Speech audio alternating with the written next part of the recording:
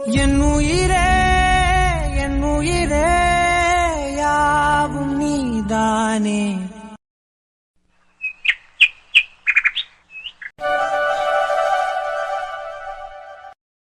ஐஷு, இவ்ளோ காலையில இவ எங்க எந்திரிச்சு போனா? ரியா வேற நல்லா தூங்குறா. நம்ம எந்திரிச்சா இவ முழிச்சுக்குவாளோ? பாவம், ஃபேன் இல்லாம நைட்டெல்லாம் எந்திரிச்சு அழுதுட்டே இருந்தா. சரி, தூங்கட்டும். ம்ம். இவ எங்க போனான்னு தெரியலையே. ஐஷு, என்ன இவ்ளோ நேரம் ஆகியும் காணோம்? எங்க போயிருப்பா? ஐஷு, இவ்ளோ தடவை கூப்பிடுறோம், ஒருவேளை வெளியே எங்கேயாவது போயிட்டாலோ? ஹோய், ஏய், நான் உன்னை அங்க ஐஷு ஐஷுன்னு கூப்பிட்டுட்டு இருக்கேன். நீ என்னடா இங்க வெளியே வந்து கண்ணத்துல கை வச்சு உட்காந்துருக்க? ஆமா, நீ எப்ப எந்திரிச்ச? தூங்குனா தானே எந்திரிக்கிறதுக்கு. நைட்டெல்லாம் ஃபேன் இல்லாம தூக்கமே வரல. புரியுது ஐஷு, ரியாவும் சரியா தூங்கல. எனக்கும் கஷ்டமா தான் இருந்தது. சரி விடு, நம்ம நேத்து தானே இங்க வந்தோம், இன்னைக்கு ஏதாவது ரெடி பண்ணிக்கலாம். எப்படி ரெடி பண்ணுவீங்க? கதிரண்ணா கிட்ட. வேணா ஷமீர், இங்க பாருங்க, இதுக்கப்புறம் கதிர் மாமா கிட்ட எந்த உதவியும் கேட்க வேண்டாம். ஏன் ஐஷு? இல்லைங்க, ஏற்கனவே நமக்கு கல்யாணம் பண்ணி வச்சதுல, நமக்கு வீடு ரெடி பண்ணி கொடுத்ததுலன்னு எல்லாத்துலேயுமே அப்பாவும் அம்மாவும் கதிர் மாமா மேலே கோவமாக இருக்காங்க. திரும்ப திரும்ப அவர்கிட்டயே எல்லா உதவியும் கேட்டு அவர் நமக்கு ஏதாவது பண்ணி கொடுத்தாருன்னா திரும்பவும் அவங்க கதிர் மாமா கிட்ட தான் சண்டை போடுவாங்க. நமக்காக ஏதாவது பண்ண போய் பாவம் அவருக்கு எந்த பிரச்சனையும் வர வேண்டாம். சரி விடு, சக்தி இன்னும் கொஞ்ச நேரத்துல வந்துருவான். அவன் வந்ததுக்கு அப்புறமா அவன்கிட்ட சொல்லி ஏதாவது ஏற்பாடு பண்ணிக்கலாம். சரி, ஃபேன் கூட விடுங்க, இப்போ அது கூட முக்கியம் இல்லை. ஆனால் இப்போ காலையில் ரியா எந்திரிச்சதும் பால் வேணும்னு கேட்பா. பாலுக்கு என்ன பண்ணுறது? அப்புறம் நம்ம 2 பேரும் சாப்பிடணும்ல, சாப்பாடுக்கு என்ன பண்ணுறது? அதுக்கு ஏதாவது வாங்குறதுக்கு பணம் வச்சிருக்கீங்களா? பணமா? ஏய், நடந்த பிரச்சனையில பர்ஸு, போனு, ஏடிஎம் கார்டு நீ எல்லாமே ஹாஸ்பிட்டல்ல வச்சுட்டு வந்துட்டேன்டி. எல்லாரும் கட்டின புடவையோட வரேன்னு சொல்லுவாங்கல்ல, அந்த மாதிரி உன் கூட கட்டின வேட்டியோட இறங்கி வந்திருக்கேன். என்கிட்ட போய் பணம் இருக்கான்னு கேக்குற? ரொம்ப சந்தோஷம். அப்ப இப்ப அரிசி வாங்குறதுக்கு என்ன பண்றது? என்ன பண்றதுன்னா, ஏதாவது தான் பண்ணணும். இரு யோசிப்போம். யோசிங்க யோசிங்க, நல்லா உட்காந்து யோசிங்க. இப்ப ரியா எந்திரிச்சு வந்து அழுவா, அது வரைக்கும் யோசிச்சுக்கிட்டே இருங்க. இதுக்கு தான் நான் அப்பவே சொன்னேன், இந்த ஊர்ல இருக்க வேண்டாம், நம்ம டவுனுக்கு போலாம். அங்க போயிருந்தா இந்நேரத்துக்கு ஒரு பெரிய ஹாஸ்பிட்டல்ல உங்களுக்கு வேலை கிடைச்சிருந்திருக்கும். அப்ப இந்த பிரச்சனையெல்லாம் இருந்திருக்காதுல்ல. இங்க பாருங்க, இப்ப கூட ஒண்ணும் கிட்ட போகல. இப்ப காலையில பஸ் வரும், நேரா பஸ் ஏறி டவுனுக்கு போயிடலாம். என்ன சொல்றீங்க? அடியே, விடிய விடிய ராமாயணம் கேட்டு விடிஞ்சதுக்கு அப்புறம் சீதைக்கு ராம சித்தப்பனான்னு கேட்ட மாதிரி ராத்திரி பூரா உட்காந்து உனக்கு விளக்கி இருக்கேன். திரும்பவும் காலைல இருந்து டவுனுக்கு போலான்னு சொல்லிக்கிட்டு இருக்க. சரிங்க, போக வேண்டாம், இந்த ஊர்லயே இருக்கலாம். இப்ப அரிசிக்கு என்ன பண்றது அத சொல்லுங்க. இரு, சொல்லுவேன்ல. சொல்லுங்க. ஏ, நேத்து தானே ஐஷு வீடே ரெடியா இருக்கு. இன்னைக்கு நான் ஹாஸ்பிட்டல் ரெடி பண்ணிடுவேன். ஹாஸ்பிட்டலா? எப்படி? ஐ மீன் ஹாஸ்பிட்டல்னா, உன்னை கரெக்ட் பண்ண வரும்போது இங்க ஒரு டென்ட் போட்டு எல்லாருக்கும் ட்ரீட்மெண்ட் பார்த்தனே, அந்த மாதிரி ஒரு டென்ட் போட்டு ஹாஸ்பிட்டல் ரெடி பண்ணிடுவேன். சரி, ரெடி பண்ணிட்டு அப்புறம் என்ன? அப்புறம் என்ன பார்க்கறதுக்கு பேஷண்ட்ஸ் எல்லாம் வருவாங்க. அவங்களுக்கு ட்ரீட்மெண்ட் பார்த்தேன்னா அவங்க ஃபீஸ் கொடுப்பாங்க. அந்த பணத்தை வச்சு உனக்கு என்ன வேணுமோ சொல்லு, வாங்கி தரேன். எப்படி? இதுக்கப்புறம் நீங்க போய் டென்ட் அடிச்சு ஹாஸ்பிட்டலை ரெடி பண்ணி அதுக்கப்புறமா பேஷண்ட்ஸ் எல்லாம் உங்களை பார்க்க வந்து அவங்களுக்கு நீங்க ட்ரீட்மெண்ட் பண்ணி அதுக்கப்புறம் அவங்க கொடுக்குற ஃபீஸ்ல நீங்க இங்க அரிசி, பருப்பு, காய்கறி எல்லாம் வாங்கிட்டு வந்து அதுக்கப்புறமா நம்ம சமைச்சு அப்புறமா சாப்பிடலாம். அப்படிதானே? அது வரைக்கும் சாப்பிடாம இருக்க முடியாதுல்ல. நம்ம 2 பேரும் சாப்பிடாம பட்னி கிடக்கலாம், பரவாயில்ல.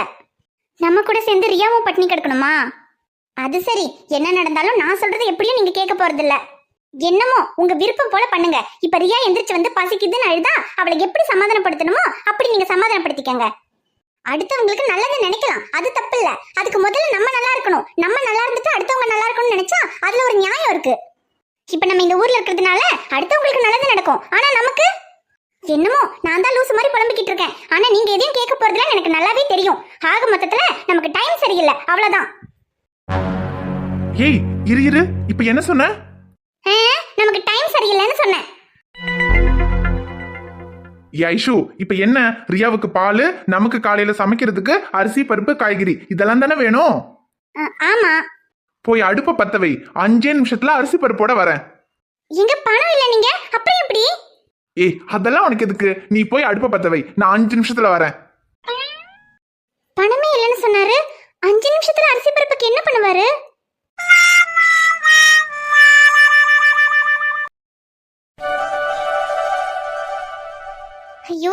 அடுப்பு பத்தவே மாட்டேங்குது. இது எப்படி பத்த வைக்கிறதுன்னு தெரியலையே.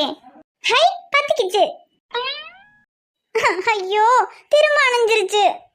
பேசாம இந்த தீப்பெட்டியை ஃபுல்லா உள்ள போட்டு கொளுத்திடுவோமா? ரியா குட்டி, நீ எதுக்கு வெளியே வந்த? அம்மா உன்னை உள்ளதானே உட்கார சொன்னேன்.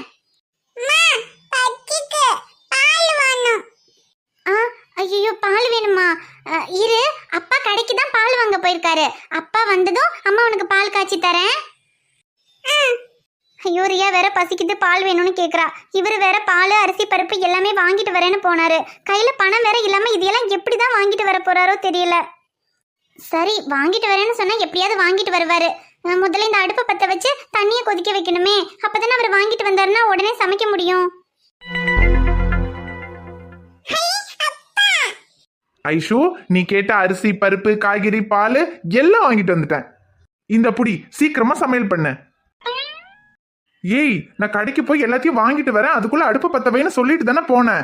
நானே கடைக்கு போய் எல்லாத்தையும் வாங்கிட்டு வந்துட்டேன், நீ இன்னும் அடுப்பு கூட பத்த வைக்காம இருக்க. ஐயோ ஷமீர், அடுப்பு பத்த வைக்கிறதுக்கு தான் 1/2 மணி நேரமா முயற்சி பண்ணிக்கிட்டு இருக்கேன். இதை எப்படி பத்த வைக்கிறதுன்னு எனக்கு தெரியல. அடி பாவி, அடுப்பையே பத்த வைக்க தெரியாதா? இந்த லட்சணத்துல தான் அரிசி இல்ல, பருப்பு இல்ல, எல்லாம் இருந்திருந்தா சமைச்சு கிழிச்சிருப்பேன்ற ரேஞ்சுக்கு பில்டப் விட்டுட்டு இருந்தியா? என்னங்க? என்ன இஷ்யூ?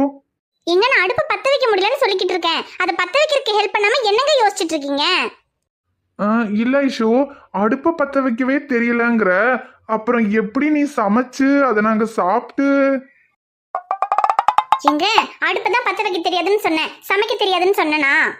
இதே கேஸா இருந்திருந்தா 2 நிமிஷத்துல பத்த வச்சிருந்திருப்பேன். இது அடுப்புங்கிறதுனால எனக்கு முன்ன பின்ன பழக்கம் இல்ல, அதனாலதான் பத்த வைக்க முடியல. ஆட தெரியாத சிலுக்கு காலில் சுளுக்குன்னுச்சான். அந்த மாதிரி ஒரு விஷயம் தெரியலனாலும் அதை சமாளிக்கிறதுக்கு என் பொண்டாட்டியால மட்டும்தான்டா முடியும். சிரிக்காதீங்க, எனக்கு அடுப்பு பத்த வைக்க தெரியலன்னு சொல்றீங்கல்ல, எங்க நீங்க பத்த வச்சு காட்டுங்க பாப்போம். ஹே, யார பார்த்து என்ன கேட்ட? நம்மெல்லாம் எதையோ பத்த வச்சிருக்கோம். இது என்ன ஆஃப்டர் ஆல் அடுப்பு, இத பத்த வைக்க தெரியாது? இப்ப பாரு எப்படி பத்த வைக்கிறேன்னு. இந்தாங்க பத்த வைங்க பாப்போம். குடிடி. எப்படி? அவசரப்படாதீங்க, இருங்க. என்ன சார், எதையோ பத்த வச்சிருக்கீங்க. ஆஃப்டர் ஆல் அடுப்பு, இத பத்த வைக்க தெரியலையா? குப்பமவளே. Doctor Shameer Ahmed, MBBS FRCS, ஆனா ஒரு அடுப்பு பத்த வைக்க தெரியல. ஏண்டி, மெடிக்கல் காலேஜ்ல என்ன அடுப்பு பத்த வைப்பது எப்படின்னா கிளாஸ் எடுக்கிறாங்க? தெரியுதுல்ல, அப்ப நான் மட்டும் என்ன துபாயில இருந்து வரும்போது அடுப்பு பத்த வைப்பது எப்படின்னு கிளாஸுக்கு போயிட்டா வந்திருக்கேன். உங்களாலேயே முடியல, அப்புறம் என்னால எப்படி முடியும்? ஏய், இந்த ஷமீரால முடியாததுன்னு எதுவுமே கிடையாது. இப்ப என்ன, இந்த அடுப்பை பத்த வைக்கணும், அவ்வளவுதானே? பத்த வச்சு காட்டுறேன். பத்த வைங்க பாப்போம்.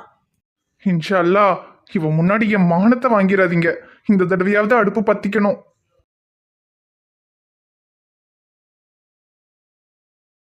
எப்படி? போதும் போதும், அடுப்பை தானே பத்த வச்சீங்க, இது என்ன அவ்வளவு பெரிய விஷயமா? உனக்கு இது தேவைதான்டா. என்னடா அம்மோ?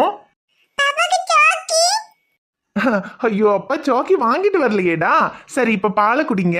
அப்புறம் கொஞ்ச நேரம் முடிஞ்சு அப்பாவும் பாப்பாவும் கடைக்கு போய் பாப்பாக்கு என்னெல்லாம் வேணுமோ எல்லாம் வாங்கிக்கலாம். எல்லாம் வாங்கிக்கலாமா? எங்க இந்த அரிசி, காய்கறி, பால் இதெல்லாம் வாங்குறதுக்கே பணம் எங்க இருந்து வந்துச்சுன்னு நான் யோசிச்சுக்கிட்டு இருக்கேன். இதுல வேற என்ன கேட்டாலும் எல்லாம் வாங்கி தரேன்னு சொல்லிட்டு இருக்கீங்க. ஆமா, இதெல்லாம் வாங்குறதுக்கு பணம் எங்க இருந்து? எப்படி வாங்கிட்டு வந்திருப்பேன்னு கெஸ் பண்ண பாப்போம். ஒருவேளை கடைக்காரங்கிட்ட கடன் சொல்லி வாங்கிட்டு வந்துட்டீங்களோ? ஆமாமா, உள்ளூர்காரனுக்கே கடன் கொடுக்க மாட்டேன்னு அவன் கடன் எலும்பை முறிக்கும்னு போர்டு போட்டிருக்கான். இதுல வேற வெளியூர்காரன் எனக்கு கடன் கொடுப்பானா? ஐயோ, அப்புறம் எப்படிங்க வாங்கிட்டு வந்தீங்க? அது நீ நமக்கு டைம் சரியில்லைன்னு சொல்லிக்கிட்டு இருந்தியா, அதான் சரியில்லாத டைம் எதுக்கு நமக்குன்னு அந்த வாட்சை வித்துட்டேன். என்னது, வாட்ச் வித்துட்டீங்களா? வாட்சை தானடி வித்தேன், அதுக்கு எதுக்கு நீ இப்படி ஷாக் ஆகுற?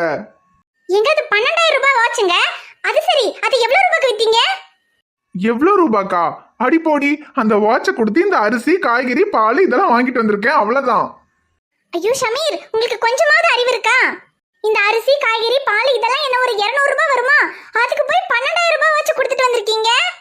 எங்க அது டைட்டன் வாட்சுங்க? 12,000 ரூபாய் வாட்ச அட்லீஸ்ட் ஒரு 5,000 ரூபாய்க்கு கொடுத்திருந்தீங்கன்னா கூட நான் சந்தோஷப்பட்டிருப்பேன். லூசு, இது கிராமண்டி. இங்க உள்ளவங்களுக்கு அது டைட்டன் வாட்சா 12,000 ரூபாய் வாட்சானாலாம் தெரியாது. ஆக மொத்தம் அவங்கள பொறுத்த வரைக்கும் அது டைம் பார்க்குற வாட்ச், அவ்வளோதான். அந்த வாட்சை வாங்கிக்கிட்டு இந்த காய்கறி, அரிசி, பால் இதையெல்லாம் அவர் கொடுத்ததையே நான் பெரிய விஷயமா நினைக்கிறேன்டி. ஐயோ ஷமீர், என்ன நீங்க? ஏய் போதுண்டி பொண்டாட்டி, பேசி பேசி டைம் வேஸ்ட் பண்ணாத. சீக்கிரமா சமையல் பண்ணு, பசிக்குதுடி. ஐயோ சரி சரி, நான் சமைச்சு கொண்டு வரேன். நீங்க ரியாவை கூட்டிட்டு உள்ள போங்க. ஏன் நீ சமையல் பண்ணு, நான் இங்க உட்காந்துக்கிறேன். எதுக்கு? சும்மா நீ சமைக்கிறத பாக்குறதுக்கு. ஒன்னும் பார்க்க வேண்டாம், நீங்க ரியாவை கூட்டிட்டு உள்ள போங்க. முடியாது, நான் இங்க தான் இருப்பேன். என் பொண்டாட்டி சமைக்கிற அழக பார்க்க வேண்டாம். Shameer, excuse me, may I come in? டி சக்தி, வாடா, நாங்க வெளியே தான் உட்காந்துருக்கோம். எதுக்கு மே ஐ கம் இன் எல்லாம் கேட்டுக்கிட்டு இருக்க? வெளியே உட்காந்துருக்கன்ற நினப்பு உனக்கு இருக்கா? டி சக்தி, அது ஒண்ணும் இல்லடா. ஐஷுக்கு எப்படி அடுப்பு பத்த வைக்கிறதுன்னு கூட தெரியலடா, அதான் எப்படின்னு சொல்லி கொடுத்துட்டு இருந்தேன். யாரு நீ அடுப்பு பத்த வைக்கிறதுக்கு சொல்லி கொடுத்துட்டு இருக்க? பின்ன அடுப்பு பக்கத்துல உட்காந்து என்ன ஆபரேஷனா பண்ணிக்கிட்டு இருப்பாங்க? நீ தானடா ஆபரேஷன், என்ன அதுக்கும் மேல பண்ணுவ. ஐயோ போடா சக்தி. அது சரி, நேத்தனமா இந்த பக்கமே வரமாட்டேன்னு சொல்லிட்டு போன, காலையில விடிஞ்சதும் வந்து நிக்கிற. என்ன பண்றது, அதான் ஃப்ரெண்டா போயிட்டியே. நீங்க கஷ்டப்பட்டுக்கிட்டு இருப்பேன்னு தெரிஞ்சும் எப்படியோ போட்டோன்னு என்னால அங்க இருக்க முடியலையே. உன்னால முடியாதுன்னு எனக்கு நேத்தே தெரியும்டா. டேய் சிரிக்காத சொல்லிட்டேன். தங்கச்சி இருக்கான்னு பாக்குறேன், இல்லன்னு வச்சுக்க. சரி, உன்கிட்ட பேசணும், கொஞ்சம் அந்த பக்கம் வா. சரி சரி நட.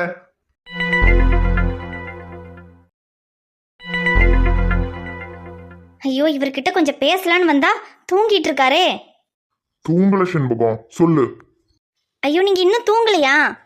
எப்படி தூங்குறது? நடக்கிறது எல்லாம் பார்க்கும்போது நிம்மதியா தூங்குற மாதிரியா இருக்கு. நம்ம பொண்ணு அந்த டாக்டரை கல்யாணம் பண்ணிட்டு வேற எங்கேயாவது போயிருந்தா கூட எப்படியாவது போய் தொலையட்டும்னு நிம்மதியா இருக்கலாம். ஆனா இப்போ நம்ம கண்ணு முன்னாடியே இருந்துட்டு நம்ம மானத்தை வாங்கிக்கிட்டு இருக்கா. அதாங்க, அத பத்தி தாங்க நானும் பேசணும்னு நினைச்சேன். அவங்க இந்த ஊரை விட்டு போயிருந்தா கூட கொஞ்ச நாள்ல எல்லாத்தையும் மறந்து இருந்திருக்கலாம். ஆனா இப்போ நம்ம கண்ணு முன்னாடியே இருக்காங்க. அவங்கள பார்க்க பார்க்க கோவம் இன்னும் அதிகமா தான் ஆகுது. என்னதான் இனி அவன் நம்ம பொண்ணே இல்ல, அவளை யாரோன்னு நினைச்சுக்கலான்னு பார்த்தா அவளை பார்க்க பார்க்க அப்படி இருக்க முடியலையே செண்பகம். எப்படிங்க முடியும்? என்னதான் அவ அந்த பையனை கல்யாணம் பண்ணிக்கிட்டா, இதுக்கப்புறம் நீ எங்க பொண்ணே இல்லைன்னு நம்ம சொல்லியிருந்தாலும் நம்ம மனசுல எப்படிங்க அவளை யாரோன்னு நினைக்க முடியும்? அவ நம்ம ஒரே பொண்ணுங்க. அவ பிறந்ததுல இருந்து ஒரே பொண்ணுன்னு எவ்வளவு செல்லம் கொடுத்து அவளுக்கு என்ன வேணும் எல்லாம் பார்த்து பார்த்து செஞ்சு அவளை வளர்த்தோம். ஆனா இப்போ அவ நம்மளையே வேண்டான்னு தூக்கி போட்டுட்டு அந்த டாக்டர் பையனோட போயிட்டா. அவளும் போயிட்டான்றதுக்காக நம்மளும் அப்படியே எப்படியோ போட்டுன்னு விட்டுற முடியுமா? இப்ப அவங்க வேற எங்கேயும் போகாம இந்த ஊர்ல இருக்கிறது கூட ஒரு வகையில நல்லதுதான். என்ன செண்பகம் சொல்ற? ஆமாங்க, என்னதான் இருந்தாலும் அவன் நம்ம பொண்ணு. அப்படியெல்லாம் அவளை நம்ம தலைமுழுக்கிட்டோன்னு சொல்லதான் முடியுமே தவிர அப்படி நம்மளால இருக்க முடியாது. நம்ம பொண்ணு நமக்கு வேணுங்க. நீ என்ன சொல்ற செண்பகம்? அப்படின்னா அந்த டாக்டரையும் அவளையும் ஏத்துக்க சொல்றியா? ஏங்க, அந்த டாக்டரை ஏத்துக்கணும்னு நான் சொல்லல, ஆனா நம்ம பொண்ணு நமக்கு வேணும்னு சொல்றேன். அது எப்படி செண்பகம் முடியும்? அதான் நம்ம வேணான்னு தூக்கி போட்டு அந்த டாக்டர் தான் முக்கியம்னு அவன் கூட போயிட்டாளே. எங்கெங்க போயிட்டா? இந்த ஊர்ல தானே இருக்கா. இருந்தா மட்டும் அவ அந்த டாக்டர் முக்கியம் இல்ல, நம்ம தான் முக்கியம் நம்ம கிட்ட வருவாளா? வர வைக்கணுங்க. இங்க பாருங்க, ஒருவேளை அவங்க இந்த ஊரை விட்டு வெளியூர்ல போய் அவன் ஒரு நல்ல பெரிய ஆஸ்பத்திரியில வேலை பார்த்து அவங்க நல்லா இருந்திருந்தாங்கன்னா அப்ப நம்ம பொண்ணுக்கு என்னானாலும் சரி அவனே போதும், இதுக்கப்புறம் அம்மா அப்பாலாம் தேவையில்லைன்னு அவன் கூடயே இருந்திருப்பா. ஆனா இப்பதான் அவங்க வெளியூருக்கு போகாம இந்த ஊர்லயே இருக்காங்கல்ல. இதுவே ஒரு கிராமம், இந்த ஊர்ல உள்ள மக்களுக்கு வைத்தியம் பார்த்து அவன் சம்பாதிச்சு அவளை எந்த லட்சணத்துல வச்சு பார்த்துக்க முடியும்? அதுலயும் அவன் இந்த ஊர்ல இல்லாதவங்களுக்கு உதவி பண்றேன்னு சொல்லிதான் இந்த ஊர்ல இருக்க போறானா. யாராவது ஒருத்தவங்க உடம்பு முடியலன்னு வந்து ஐயா சாமி கொடுக்க பணம் இல்லைன்னு சொன்னா பாவம் பார்த்து விட்டுருவான். அவன்லாம் எங்க இருந்து சம்பாதிச்சு அவளை நல்லபடியா வச்சு பாத்துக்க முடியும்னு நினைக்கிறீங்க? நீங்க வேணா பாருங்க, கூடிய சீக்கிரமே சாப்பாட்டுக்கு கூட வழி இல்லாம கஷ்டப்படத்தான் போறாங்க. கஷ்டப்படணுங்க. அப்படி கஷ்டப்பட்டாதான் அவளுக்கு நம்ம அம்மா அப்பாவை விட்டு வந்தது எவ்வளவு பெரிய தப்புங்கிறது புரியும். நீ சொல்றது கூட சரிதான் செண்பகம். நம்ம பொண்ணு பிறந்ததுல இருந்தே வசதியா வாழ்ந்தவ. இப்படி ஒரு வாழ்க்கையெல்லாம் அவளால வாழவே முடியாது. ஏதோ இப்ப புதுசா புருஷனை பார்த்துட்டேன் புள்ளைய பார்த்துட்டேங்கிற ஆர்வத்துல அவன் கூட எவ்வளவு கஷ்டம் வந்தாலும் வாழ்ந்துருவேன்னு போயிருக்கா. ஆனா ஒரு 10 நாள் கூட அவளால தாக்கு பிடிக்க முடியாது. 2 நாள் பட்டினி கிடந்தா போதும். அதுக்கப்புறம் எதுக்குடா இந்த வாழ்க்கைன்னு அவளுக்கே தோண ஆரம்பிச்சிரும். ஆமாங்க, அதைத்தான் நானும் சொல்றேன். அப்படி தோண ஆரம்பிச்சிருச்சுன்னா அது போதும். அப்புறம் அவளாவே அவனும் வேண்டாம், இந்த வாழ்க்கையும் வேண்டாம், எதுக்கு நம்ம கஷ்டப்படணும், நம்ம அம்மா அப்பா கூட இருந்துடலாம்னு நம்ம கிட்ட வந்துருவாங்க. ஆமா செண்பகம், நீ சொல்ற மாதிரி எப்படியாவது நம்ம பொண்ணை நம்ம கிட்ட வர வைக்கணும். ஏன்னா ஒரே பொண்ணுன்னு மார்லையும் தோல்லையும் போட்டு வளர்த்தேன். இப்போ நமக்கு பிடிக்காத ஒருத்தனை கல்யாணம் பண்ணிட்டு போயிட்டான்னு அவளை வெறுக்கவும் முடியல. அதே சமயத்துல சரி போனா போகுதுன்னு அவனை நம்மளால ஏத்துக்கவும் முடியல.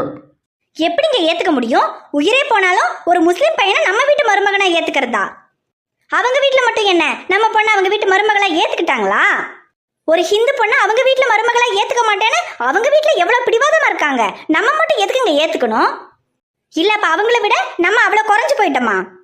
அவங்கள விட எந்த விதத்திலயும் நம்ம குறைஞ்சவங்க கிடையாது. நம்ம பொண்ணு நம்ம கிட்ட வந்துட்டானா அதுக்கப்புறம் அவனால எதுவும் பண்ண முடியாது. வர வைக்கிற செண்பகம், நீ சொன்ன மாதிரி அந்த டாக்டரோட நல்ல சந்தோஷமா வாழ்ந்தா தானே இந்த வாழ்க்கை சொர்க்கம். நம்ம அம்மா அப்பா இல்லைனாலும் பரவாயில்ல, புருஷனே போதும்னு அவங்க கூட இருப்பா. ஆனா ஒண்ணுத்துக்கும் வழி இல்லாம கஷ்டப்பட்டு ஒருவேளை சாப்பாட்டுக்கு கூட பிச்சை எடுக்கிற நிலைமை வந்தா அப்போ இந்த வாழ்க்கையும் வேண்டாம் இவனும் வேண்டாம், நம்ம அம்மா அப்பாவோடய போய் சந்தோஷமா இருக்கலாம்னு வந்துருவாள்ல. ஆமாங்க, அதுக்கு நம்ம எதுவும் பண்ணணும்னு அவசியம் இல்ல. அவன் இந்த ஊர்ல இருந்தாலே அது நடந்துரும். ஆனா செண்பகம், இந்த கதிர் இருக்கானே அவன் அவனுக்கு ஏதாவது உதவி பண்ணுவானே? அதை பத்தி நீங்க கவலைப்படாதீங்க. இதுக்கப்புறம் அந்த கதிர் அவங்களுக்கு எந்த உதவியும் பண்ணாம பாத்துக்க வேண்டியது ஏன் பொறுப்பு. இப்பவே அவங்களுக்கு வீடு பார்த்து தங்க வச்சிருக்கான்ல, அதுக்கு இப்ப போய் அந்த அமுதா கிட்ட 4 சத்தம் போட்டுட்டு வந்தேன்னா அதுக்கப்புறம் அவங்களுக்கு உதவி பண்றதுக்கே அவங்க யோசிப்பாங்க. அதை செய்ய செண்பகம், இவங்க கிட்ட இருந்து அவங்களுக்கு எந்த விதத்திலயுமே உதவி கிடைக்க கூடாது. அவன் என்னதான் பெரிய டாக்டரா இருந்தாலும் இந்த கிராமத்துல இருந்து ஒன்னும் கிழிக்க முடியாதுன்னு அவனுக்கு புரியணும். ஹாய் ஃப்ரெண்ட்ஸ், எல்லாரும் எப்படி இருக்கீங்க? நிச்சயமா நலமா இருப்பீங்கன்னு நம்புறோம். இந்த வீடியோ உங்களுக்கு பிடிச்சிருந்தா மறக்காம வீடியோவுக்கு ஒரு லைக் போடுங்க. வீடியோ பத்தின கருத்தை மறக்காம கமெண்ட்ல சொல்லுங்க. வீடியோவை உங்க ஃப்ரெண்ட்ஸுக்கும் ஃபேமிலிக்கும் ஷேர் பண்ணுங்க. சேனலை இன்னும் நீங்க சப்ஸ்கிரைப் பண்ணாம பாத்துக்கிட்டு இருந்தீங்கன்னா மறக்காம சப்ஸ்கிரைப் பண்ணிட்டு பாருங்க. நாங்க உங்களை நாளைக்கு பார்க்க வரோம். Bye friends.